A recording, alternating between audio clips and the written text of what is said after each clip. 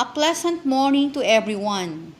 I am Cheryl P. Barredo, a faculty of College of Liberal Arts, Western Mindanao State University, Zamboanga City. This morning, I am going to present my study titled Remedial Lessons in Addressing Common Errors in Writing Composition in Filipino among Grade 4 pupils. For the background of the study, as we all know that communication is the most important activity among people. It is an essential tool in expressing one's thoughts, feelings, experiences, and observations.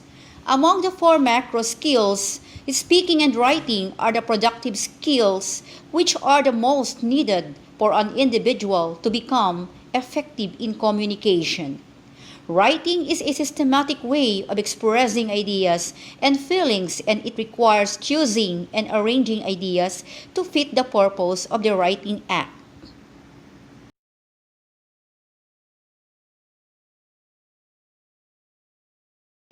For the statement of the problem, what are the common errors in composition writing of the grade 4 pupils?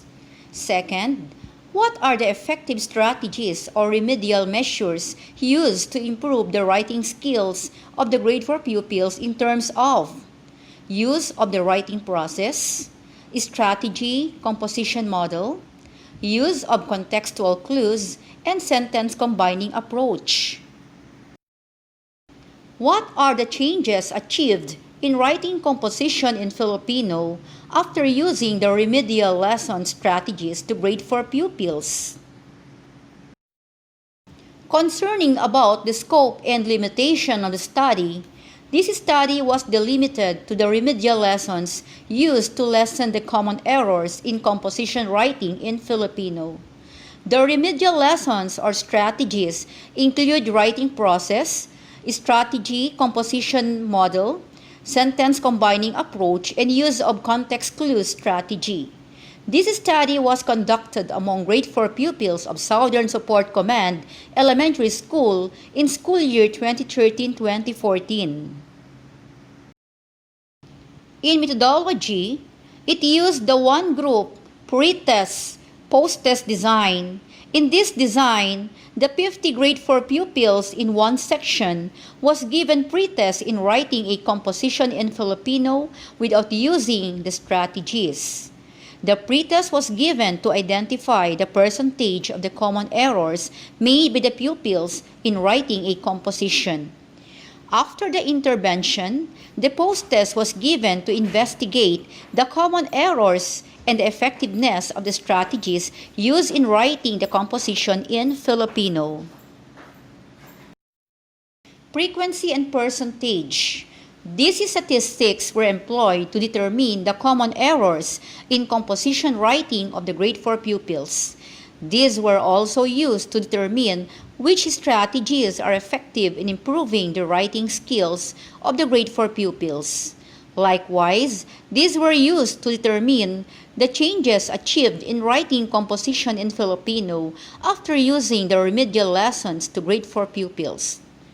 The intact group design was used to select the subjects. It means that the entire population of one class in grade 4 was considered subjects of the study.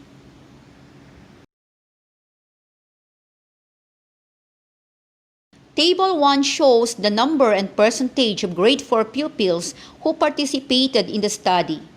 The boys were 22 or 44% and the girls were 28 or 56% with a total of 50 grade 4 pupils.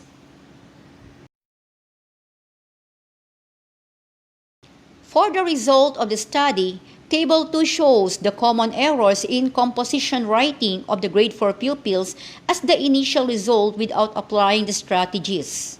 It involved word spelling with 613 errors or 25.6%, word syllabication with 394 or 16.5%, use of capitalization with 437 or 18.3%, tenses of the verbs with 279 or 11.7%, sentence structure with 515 or 21.5%, and use of punctuation marks with 153 or 6.39% respectively.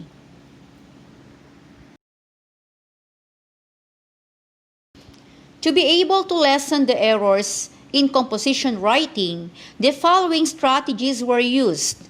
1. Writing process strategy. In this strategy, the pupils were taught writing a composition following the process or steps in writing, which involve writing a draft, focusing, reviewing, structuring, generating ideas, and evaluating. Second, model composition approach. In this strategy, the teacher prepared a model of composition with correct format, which serves as a guide to the pupils, which include indentions, spacing, appropriate margins, and the correct placement of the title of composition. The third one is the sentence combining approach. In this strategy, the teacher will present pictures to generate ideas about the composition that they are going to write. Then, the teacher will motivate the pupils to write phrases and sentences about the pictures. Afterwards, they will be asked to combine the phrases and sentences to form a paragraph of their composition. And the last one is the use of contextual clues. In this strategy, the pupil will be given drills like word spelling, word meaning, and vocabulary test. Then they will be asked to use their collection of words in a simple sentence, compound sentences, and complex sentences. Then they will be asked to make a paragraph out of the sentences that they have formulated.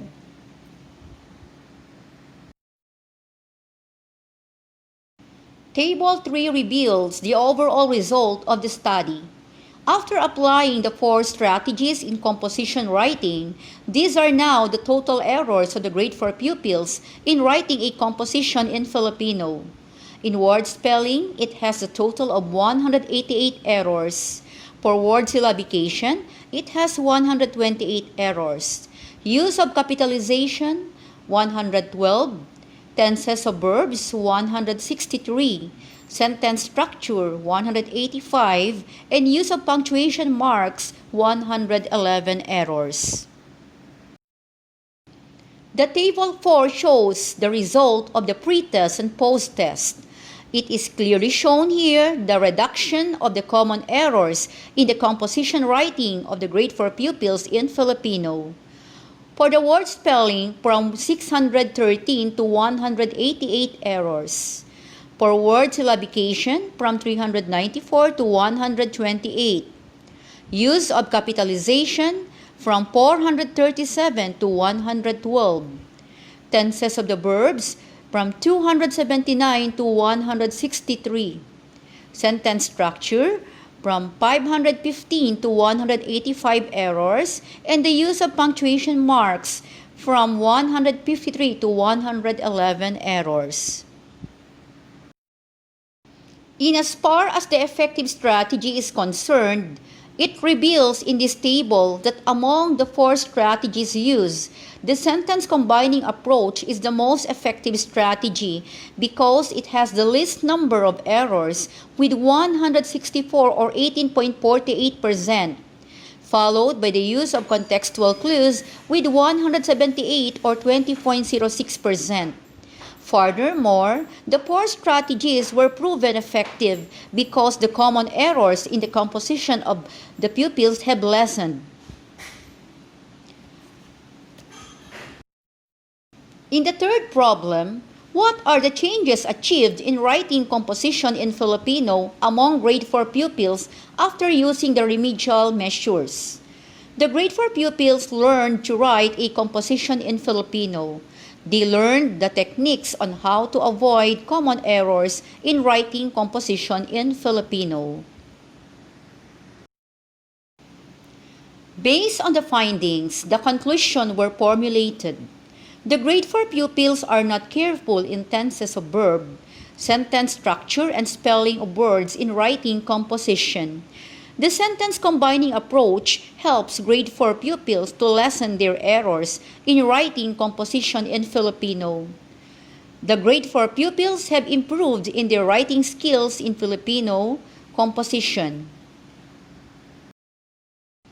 For the recommendations, the Filipino teachers may recommend sentence combining approach to use as a remedial measure or intervention to improve writing composition in Filipino among grade 4 pupils.